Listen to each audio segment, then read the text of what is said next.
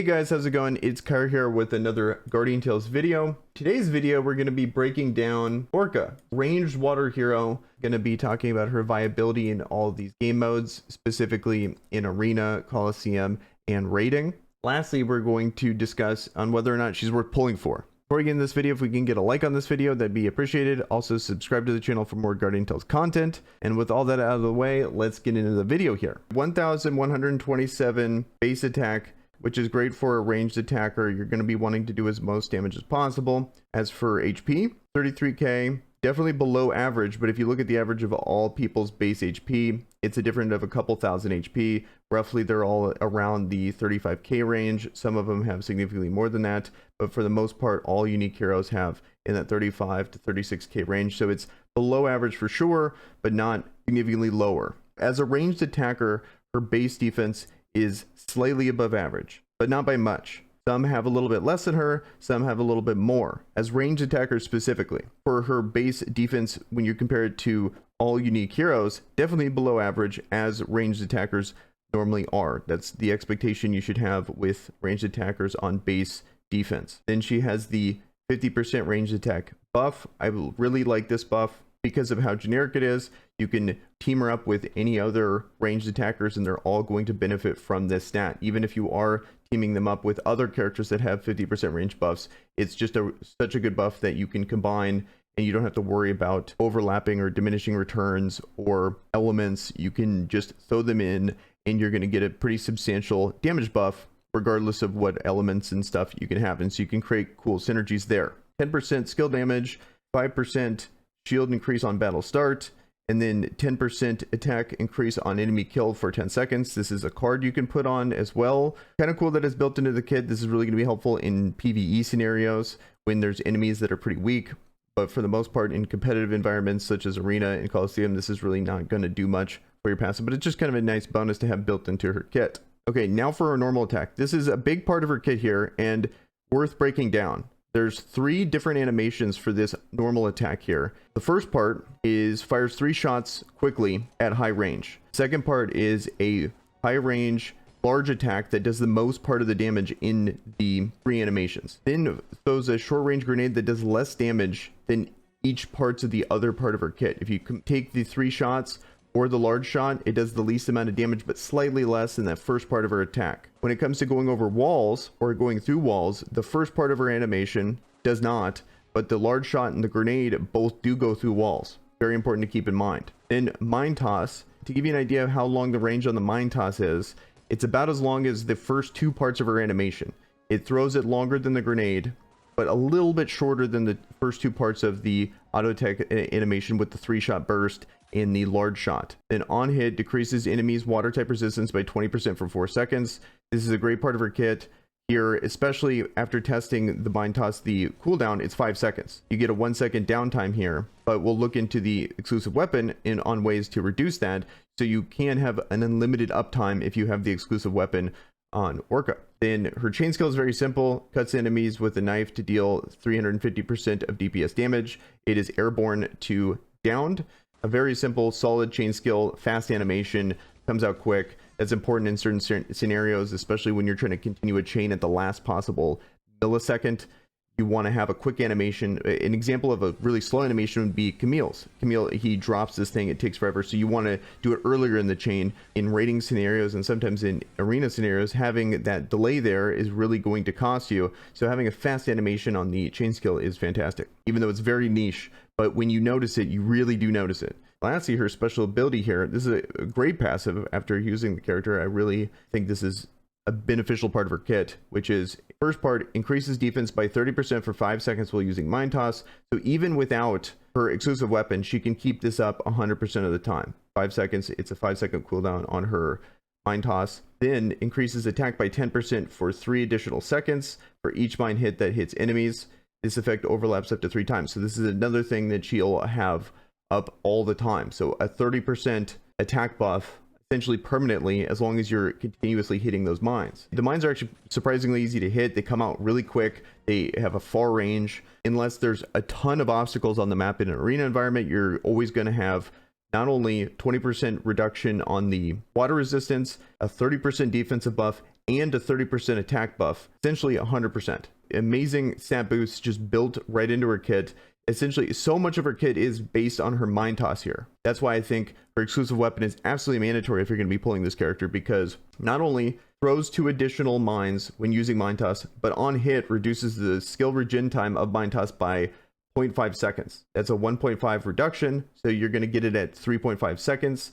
Decreases enemies water type resistance by 20% for 4 seconds. Even though this is a 5-second cooldown on the mind toss, you're able to do that because of the reduction if you hit all 3 mines. One interesting to note about this weapon is there's absolutely no crit chance the weapon here. She has no crit just built into her kit. All of it needs to be added from a second source, which I just think is kind of interesting. Even if it's 2% crit, all other characters I've seen have at least some crit in them. It's just kind of funny. In a ranged attacker, she has absolutely no crit. You can definitely fix that with party buffs and cards and accessories. What I also like about this weapon here is 20% defense potentially and 18% HP. She can be super tanky. Weapon skill regen speed of 18% is going to help her with her weapon skill. 22% skill damage. This makes a big difference. I've been starting to appreciate this a lot more, especially in a raiding environment. Just a few percentage points can make a big difference in your overall damage in raiding especially. Then lastly, those special liquid bombs to inflict damage and puts enemies in an airborne state. Decent weapon skill. It's not great. You usually want a really good weapon skill, especially if you're going to be taking her in arena. I would say it's pretty solid. It's not terrible. It takes about 2 weapon skills to CC someone. It's not ideal. Like, there's definitely better ones out there for sure. I would say it's an average weapon skill that you're not looking at it and not wanting to cast it. But at the same time, it's not something that you can base a whole team around and really try to hope to win off this weapon skill. Okay, so now that we have an idea of her kit, let's talk about viability in game modes. I want to quickly touch on Coliseum, and I don't think she's going to be very viable in Coliseum, mainly due to her range. Usually the things that are successful in Coliseum are amazing weapon skills, super high range, and super high damage. Usually a combination of those 3 in certain situations. Those are the things that are going to make you successful in that game mode. Has very low range. Even if she had significantly higher damage, the range portion is going to matter most because she's going to get caught up in weapon skills. She's going to die immediately. It's just not going to work out for you. She's not really worth talking about when it comes to a Coliseum perspective. If you're looking for Orca, she's going to be someone that you're going to want to use in arena, especially someone you're going to want to use in raiding. So I think the best way to play her is going to be defensive, leaning into her built-in passive in feint tactics. So I stacked as much defense as possible. You really want to have 100% uptime on your mind toss. You need to be hitting your mines. It gets the 20% water type resistance reduction. It's going to give you 30% extra attack. It's going to give you 30% more defense. I think she pairs really well with defensive minded party buffs in Arena and Ogma. So she's going to get even more defense there. She's going to be incredibly tanky. She's going to do good damage because she's going to be reducing defense and gaining more attack, even though she doesn't have the highest modifiers. She's going to come out of all that insanely high stats that most characters don't have, built in a ranged character. Then when it comes to her animations, I think the animations you're really going to want to focus on are going to be the first 2 parts of her animation. Auto attack portion plus the large shot, because it comes out quick, so they can't really kite it. It has more range than the grenade, which is fantastic. And the large shot portion of the attack goes through walls. So really leaning into that part of her kit. And the range as well is the same as the mind toss, so you can kind of play to that range. So if you're in a situation where you're facing melee characters, you need to kite them, that's going to be the time when you want to cancel the animation, not really get stuck in that grenade animation. It's too long. And then if you're chasing other ranged characters, you're going to want to, instead of leaning on the auto attack animation of trying to get to the mid shot and then the grenade, which they can kite, you want to get up in their face and make sure you're hitting the better part of her kit, which is the first 3 burst plus the heavy shot, so you can actually stay on them. If you're doing the full animation, they're just going to kite the grenade, it's going to miss, it's too short range, and they're going to get some distance off you, which is not good in my opinion, because you need to be hitting those mind tosses too, so you want to be right up on them, and that's also going to lead to more damage. So that's how I think you should play her, kind of this range killer, and still a good character that can kite these melee characters, because since she's water, the best advantage you have is going to be fire characters, and the fire team is all melee. That's going to be one of the main reasons to bring her, is to be able to counter those characters and do well against those fire characters. And I think she has enough in her kit to be able to actually excel in those matchups, because sometimes you can have the type advantage, but the character's not good enough, and they're just going to run all over you. So that's why I think she has a place in this meta, is because there's a really good team in the fire team, and it's the one mono team that actually exists in the game. It's all fire characters, so you're going to be countering. It doesn't matter who they lead with, you always counter that team. If you ever face a person running a fire team, you're always going to counter them. That fire team does really good against Camille. That's a really popular character, and for the most part, if you're running Orca, you're probably going to want to run Camille, and that's going to help cover that matchup. Even though Camille is definitely the best character in the game at the moment, still very susceptible to getting beat by fire characters. So having a answer to that that also synergizes with him is a great way to check that fire team, in my opinion. That's where I think she kind of fits in this arena meta. All that being said, though, is that enough to justify pulling for her? And let's talk about rating more, and then we can kind of come to a conclusion when it comes to should you pull for this character. Okay, and before we talk about her in a rating environment, we got to look at what the best teams are for the water team now in rating. And currently that is this team right here, in Garam, Camille, Tinia, and Coco. And kind of weird because there's 2 earth characters on here. This is the best team, and then not only is it the best team, but when you look at all, especially in this raid right now, this does the most damage by a pretty significant amount. I would say by at least a few million. So most teams are doing in the 9 to 10 range, fire and basic, and then also the dark team. So the best teams against the other bosses are doing about in that 10 mil range if you're on like a top guild. This team can do 13 to 14 mil on the fire boss. This water team is already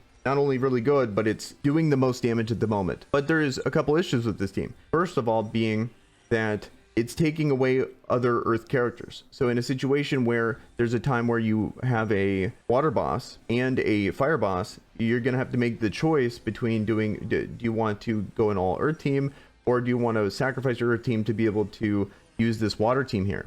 So that's the main issue with this team here. If you're going to be pulling for this character that's going to be a water character on a water team that's already doing the most damage, it needs to really shoot that damage up pretty significantly if you're going to want to pull for her, or you're going to want to free up a character that you're using here so you can get a whole nother team. Those would be the things you would want to do here to actually benefit your roster. Those are the things that matter when looking at a character for rating. You want as many teams as possible, free them up. So the character that's closest to replacing this would be Tinia. So that's going to free up Tinia for back to the Earth team, which is nice, but you're still stuck with Camille on here on this team. And you could, if you're running Rue, you can still run that Earth team with Rue instead of Camille, but then that's a drop in damage. Camille is just objectively better on that Earth team than Rue is.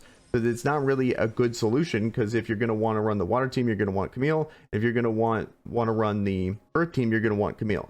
So it still doesn't really free that up. So in this situation, you're probably going to want to remove him and put someone else in. And if it's a true replacement, or it truly opens up another team. If you're okay with not having one of those teams on your roster, does she bring something to the team? Getting Tinia back for the light team works. The damage wise, I've just run this a whole bunch, so I'm just going to talk about it. Still, Camille, Tinia, I've seen do more damage. But throwing her in, it's very comparable damage to the typical highest version of this team. So I think she's actually a really good raid character. She provides a ton of damage, 20% water type reduction. The water team has been missing that for a while. They've been good without it. I think Garam just provides so much raw damage. They've been fine with it, but she's right up in there as one of the good raid characters in this game. I think we'd be a lot more excited about her if the water team wasn't already the best raid team, if this was finally boosting them up. I think she's amazing for raiding, and if you're looking for a good team, I've always thought the water team was the best, most accessible team in raiding, because in the beginning it was Garam plus 2 rares plus, Nari, for example.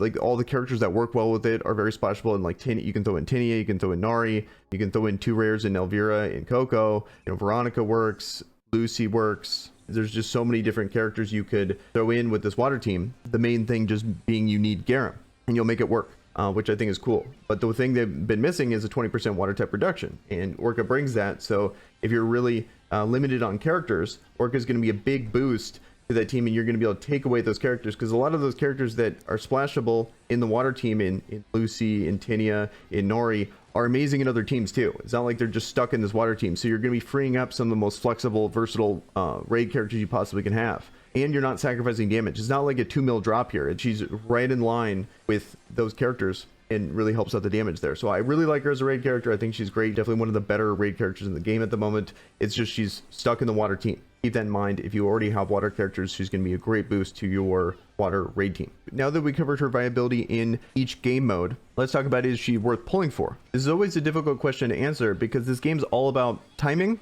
and luck. Timing in the sense that it really depends on where you started and which banners you saw progress on whether or not this works. And based on the decisions you made, based on the timing that you started, is going to impact the timing going forward. So I think we got to look at least the past couple banners here. In Camille and MK2, we had Camille, which is the best character in the game currently. So if you were playing significantly before then, you're ready to pull for him. If you're free to play or a light spender, you spend everything possible trying to get him. It's really hard to justify not pulling for him. Every roster improves getting him. Then MK2, I think, is an incredibly niche arena style only character, not good in raiding, not good in Coliseum, maybe good in arena, but a very niche arena character. Then we have Orca here, which I think is a great raid character, a pretty decent arena character that's looking a little worse than she is just because of how the meta is, in my opinion, based on so heavily on Earth. I think over time we're going to appreciate her a little bit more in arena, but mainly she's going to be a raid style character, which is very late game focused, in my opinion. So for most people that are just starting the game, I would say she's only potentially worth pulling for in very small amount of cases of people that are focused on the water team, specifically have Garum, and they're really liking the water faction. I think she's going to be a big boost. For most people, I don't think she's worth pulling for, even though I do like her as a character. For most people, you need not just a good character, you need a great character to pull for. Like someone like Future Princess, Agma, Maya, Camille. Those are the characters that are the absolute S tier when it comes to pulling for them. Whereas characters a little bit below that, you know, there's still great characters that I would say are better than Orca that are not on that level of absolute S tier pulls. In the grand scheme of pulling things, she's probably that third tier of character where she's great, she's gonna fit a niche, she's useful in multiple game modes. If you had like an S tier pull, an A tier pull, I would say she's like a B tier pull, in my opinion. I think most people assume she's a little worse than that, and I think that's just based on the timing of when she was released. I think she's a solid character, not worth pulling for most people. So that's my thoughts on Orca as the character. Let me know in the comments below if you have any questions or if there's anything else you would like to discuss when it comes to Orca. And with that, guys, I am out. Peace.